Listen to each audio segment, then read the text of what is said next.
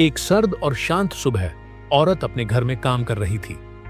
खिड़की से बाहर झांकते हुए उसने देखा कि उसके घर के सामने सफेद लंबी दाढ़ी वाले 3 साधु महात्मा चुपचाप बैठे हुए थे। उनके चेहरे पर एक रहस्यमयी शांति थी, लेकिन आंखों में कुछ ऐसा था जो उसे बेचैन कर रहा था। थोड़ी झिझक के बाद वह बाहर गई और विनम्रता से पूछा, माफ कीजिए, आप लोग कौन हैं और यहां क्यों बैठे हैं? साधुओं में से एक ने गहरी आवाज में कहा, हम भूखे हैं। औरत का दिल पिघल गया। उसने तुरंत कहा, कृपया मेरे घर में आइए और भोजन ग्रहण कीजिए। लेकिन तभी उनमें से एक साधु ने पूछा, क्या तुम्हारा पति घर में है? औरत हैरान रह गई। उसने सोचा, यह कैसा अजीब सवाल है। उसने जवाब दिया, नहीं, वह कुछ देर के लिए बाहर गए हैं। साधुओं ने बिना कुछ और बोले कहा, तब हम अंदर नहीं आ सकते। औरत उलझन में थी। वह सोच में पड़ गई कि आखिर ये कैसी शर्त है। थोड़ी देर बाद उसका पति घर लौट आया। उसने साधुओं के बारे में सुना तो उसे भी हैरानी हुई। उसने कहा, तुम दोबारा जाकर उन्हें बुलाओ, शायद यह कोई गूढ़ बात है जिसे समझना जरूरी है। औरत ने साधुओं से कहा, अब मेरे पति घर आ गए हैं, कृपया अब आप लोग अंदर आइए। लेकिन साधुओं ने कुछ ऐसा कहा जिसने औरत को और हैरान कर दिया। हम तीनों एक साथ तुम्हारे घर में प्रवेश नहीं कर सकते। औरत ने चकित होकर पूछा, आखिर क्यों?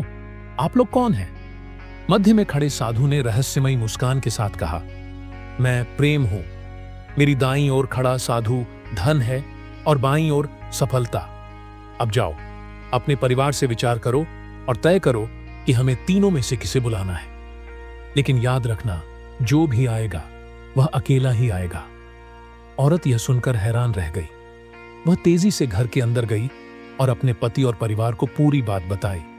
पति ने सोचा और कहा, हमें धन को घर बुलाना चाहिए। अगर हमारे पास धन होगा तो हमारी सारी समस्याएं हल हो जाएंगी। पत्नी सहमत होते हुए कुछ कहने ही वाली थी कि उनकी बहू ने बीच में कहा, पिताजी, मुझे लगता है कि हमें सफलता को बुलाना चाहिए। सफलता के साथ हमें मान सम्मान और प्रतिष्ठा मिलेगी। तभी उनके छोटे बेटे ने मुस्कुराते हुए कहा, मैं सोचता हूं कि हमें प्रेम को बुलाना चाहिए। जहां प्रेम होता है वहां सब कुछ अपने आप आ जाता है। प्रेम से घर में खुशियां और शांति आती है।